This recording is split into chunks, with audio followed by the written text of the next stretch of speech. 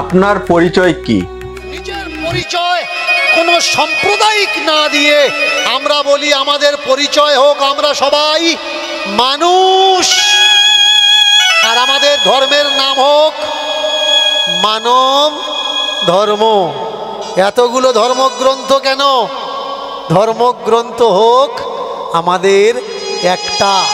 কেউ কেউ এসে বোঝাচ্ছে তুলসীর মালা নাও তবে ভগবান পাবে, কেউ কেউ বলছে না না বেলের মালা নাও তবে ভগবান পাবে, কেউ কেউ আবার বলছে না না রুদ্রাক্ষের মালা নাও তবে ভগবান পাবে, কেউ কেউ আবার তুলে ধরছে না ওরম করলে হবে না, অনুকূল ঠাকুরের ছত্র ছায় এসো তবে সদ্গুরুর কৃপা হবে, না হলে ভগবান তুমি পাবে না। কেউ বললে আমাদের আশ্রমে হয়, ও বলছে আমাদের, সবাই মিলে ডাকছে, মাঝখানে আমরা পড়ে এদিকে তাকাচ্ছি ওদিকে, যাবো কোন দিকে? আপনি হিন্দু, আপনি খ্রিস্টান, না না না, আপনি তো মানুষ। আপনি যদি মানুষ হয়ে থাকেন তাহলে আপনি গির্জা কিংবা মন্দির দুটোর একটাতে যেতে পারবেন। কে বলছে এই কথা? ইসকন, শ্রীমদ্ ভগবদ গীতা যথাযথ এই কথা বলছে।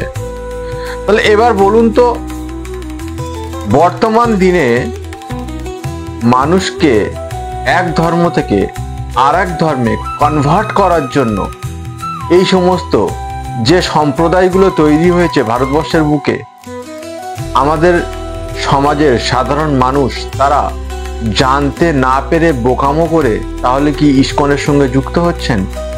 তাহলে কি ইসকন কৃষ্ণের নাম করে খ্রিস্টান অর্থাৎ যীশু খ্রিস্টের কি প্রচার করছেন? হ্যাঁ, আপনারা শ্রীমদ্ ভগবদ গীতা যথাযথ যখনই পড়বেন সেখানে পেয়ে যাবেন যীশু খ্রিস্টের কথা স্পষ্ট ভাষায় উল্লেখ করা হয়েছে। তাহলে আমাদের এই মুহূর্তে কর্তব্য কি? ইসকনে যুক্ত হয়ে যাওয়া, খ্রিস্টান হয়ে যাওয়া? তাহলে আমরা কি করছি?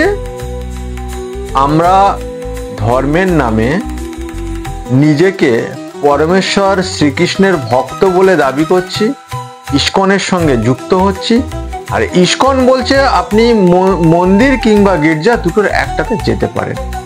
আচ্ছা, আপনি গির্জাতে গিয়ে পরমেশ্বর ভগবান শ্রীকৃষ্ণের নাম গুণগান করতে পারবেন?